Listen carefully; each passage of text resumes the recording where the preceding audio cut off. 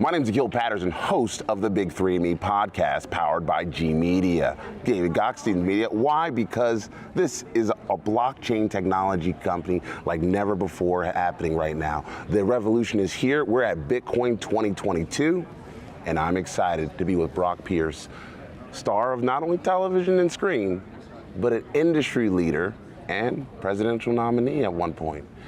Ladies and gentlemen, Brock Pierce. How you doing, Brock? I'm good. Grateful. I'm glad to be here. Man, 6 feet above dirt beats the alternative, they always say. Every day is a good day. So, like, you've got this amazing life story spanning over, 30 years in industries, both professional business and television and film. When you made that transition from your first career into the business sector, you were relatively still a young guy.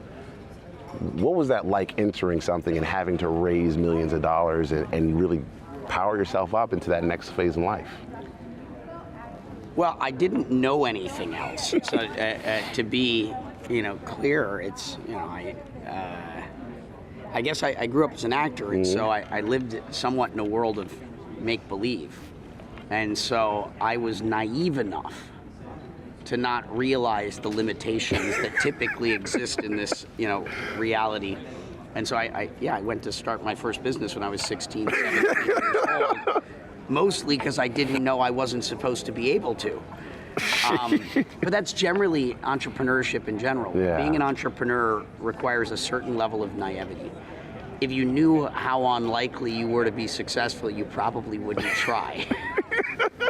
That combined with tenacity, meaning that you're just foolhardy enough. You're like, that you just keep going, and then sometimes you succeed. Man, and so you succeeding, and what I often say, there's two ways to learn. You can either lose a lot or you can learn a lot. Which kind of guy are you in the industry? Both. I lose plenty, and I learn. It's called paying tuition, right? That you're always going to lose in the beginning, because there's no amount of planning that you can really do if you're trying to be on the forefront of innovation. If you're trying to build things that don't exist, there's no amount of planning that is going to show you what or how to do it. You really can only learn by doing, right? And doing, you're losing and learning, and eventually, if you navigate, well enough, you may achieve some degree of success, whatever your definition of that is. Well, you're achieving success right now, and most people aren't even aware of what the gratitude that they really owe you in so many ways is that you've helped Puerto Rico become one of the most Bitcoin-friendly, crypto-friendly places in the world. And they don't know. I mean, tell folks about guys, it wasn't an overnight success like we were saying before. Like, you don't just show up and Bitcoin's adopted and it's a tax savings and everything. You had to work. You had to put in a lot of time. Well, in the beginning, it wasn't work. I discovered Puerto Rico as a teenager, and I fell in love with the place. So it was just kind of always in the back of my mind. There's this amazing place called Puerto Rico, and I need to go back there. And then in 2013, I went to start a business there. And so I've been working there for nearly a decade, 8-9 years. And then I moved there about 5 years ago. And so, there's often this perception of overnight success. It's never overnight. It's never overnight. It's normally a long, bloody, sweaty. You take a couple licks in between. Hard road. But it's from my vantage point, Puerto Rico is the intellectual capital of the world. Really? Right. It's where the smartest people I know are. I'd say where we are right now, Miami, this is the current capital of the world. Because the smartest people just showed up. Generally speaking. But when I talk about the intellectual capital, like the tip of the pyramid, is there. The smartest people I know, it's not like in the same numbers, tens of thousands or hundreds of thousands of people are moving to Miami. The numbers are actually fairly small in Puerto Rico, but the quality is, it's the cream of the crop. Top notch. Cream of the crop. That means leadership to me. And if you are a successful leader in blockchain, Bitcoin, business development, Web 3.0, all those things, how do you get to be an industry leader if you aren't willing to put in the time and have that I guess that foresight. You know, how are people going to make it in this space? Because I like to give people education. So educate us, help me understand what's it going to take for that next person that's getting involved in Bitcoin today to be able to come up with a revolutionary idea, and how do they stick to a plan to succeed?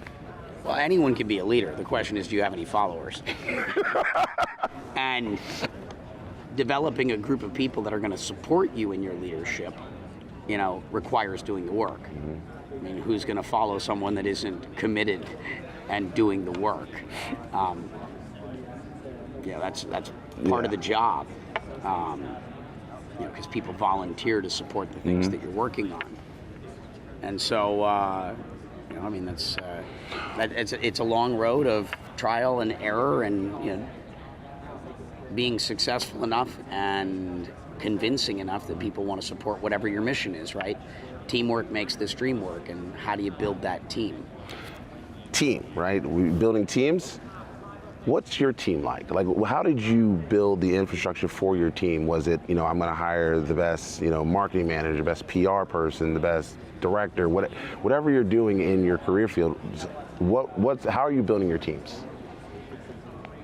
Well, I've started, depending upon how you look at that, hundreds of things, and so I'm more like, I grew up in the film business. I'm kind of like an executive producer. I'm like, okay, you're going to direct, you're going to star, you're going to write, you're going to do it. And I basically kind of like making a soup or a stew. Throw a bunch of things together to make something happen. Get it cooking, right? Get something cooking. And so that's kind of, you know, one way of looking at what I do. And, you know, it depends on what it is. You try to get the best possible people you can for the roles that are needed to accomplish whatever that mission is. You know, if you're a video game player, you're going to need in your role-playing game, you're going to need a healer. Depending upon the mission, you're probably going to need a warrior. Yeah. You know, you're going to need all the things. Well, when you're in this industry, especially Bitcoin, you need a lot of warriors, though. I mean, because this is. Like you said, we've all taken a bloodbath at one point in time in this industry. So who are the warriors, or what kind of qualities do you look for in those warriors who are going to help you get Bitcoin adopted in the places that you're doing business? Well, I like the warrior analogy in particular. And what is a warrior? Yeah. It's normally someone willing to die.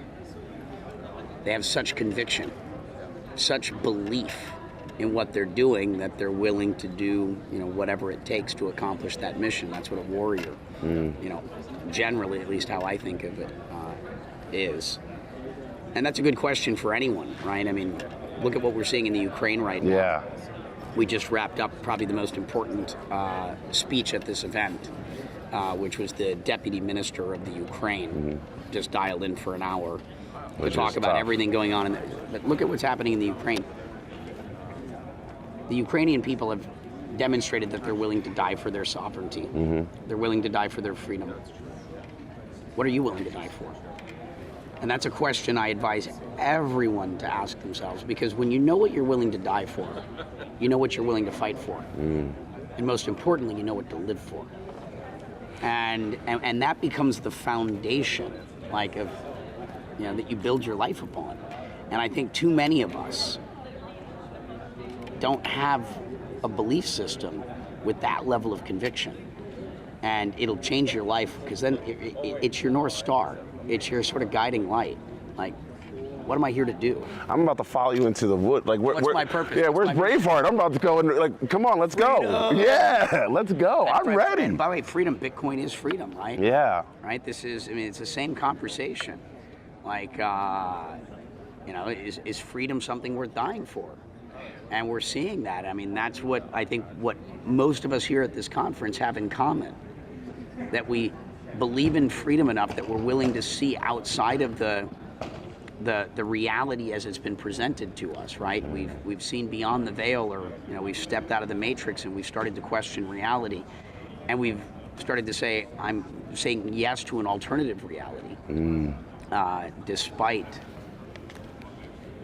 what the masses want for us. All right. Shared delusion. Let me take a second here. Shared illusion. You have gotten me so hyped up right now, and because I'm looking into your eyes and I'm like, yo, this is belief.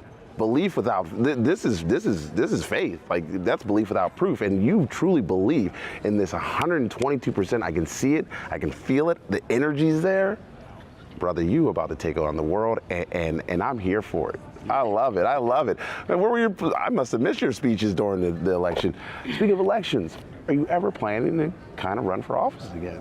I am right now. I'm filed for a U.S. Senate run. Okay. So I'm in the process of listening right now. Mm-hmm. So last year I was involved in a number of other people's elections. Yeah. You know, so the presidential run was a reconnaissance mission. Okay. To learn. I'm a reverse engineer. You were learning. I was reverse engineering how this works, how the system is rigged. It is. Oh, yeah. I was a lobbyist for a decade in DC. I tell you, it's rigged. So I did my reconnaissance mission, did my reverse sort of engineering. Last year, then I worked on a number of other people's campaigns and began prepping the next move, which is a senatorial run, and getting my house in order, getting, you know, now campaign team infrastructure in place for round 2, now that I've learned a lot. This last quarter has been about talking to as many people in Vermont as I know, just going around and asking and asking and asking and understanding the issues and trying to build consensus. You know, am I crazy to give up my Puerto Rican tax status? You know, am I crazy to go do all of this to go, you know, attempt to be a U.S. Senator to represent us and to represent the state of Vermont? And 100% of the people I've spoken to said, absolutely, we need you. You're the best possible thing that could happen for the state. Now I've opened up those conversations into a listening tour to talk to business owners and town halls and as many people publicly as I possibly can in this continual consensus building, making sure this is something that we collectively want to have happen. And, you know, you know, I mean, if Vermont wants someone that's lived there for 50, 60, 70, or even 80 years that knows it like the back of their hand, that's not me. I'm only 41. You know, but you know, let's bring that average age down though in the Senate. It's like a bunch of 78-year-old people going, blockchain's bad. And you're like, well, you don't know how to use it. You don't know how to use it. I mean, they're still like showing the internet going, well, the internet's this box that I go to my house and my wife turns on once a week with this power cord out of it. Let's bring down that age, and I hope that you can help us and help them and help the American people get on board with Bitcoin and blockchain. Brock, I thank you so much for taking this time. I feel the energy, I feel the love that you have for the people in this community. Thank you so very much. Ladies and gentlemen, my name is Akil Patterson, host of The Big Three, and me with Brock Pierce. Make sure you check us out here at G Media. Have a great day and an even better tomorrow.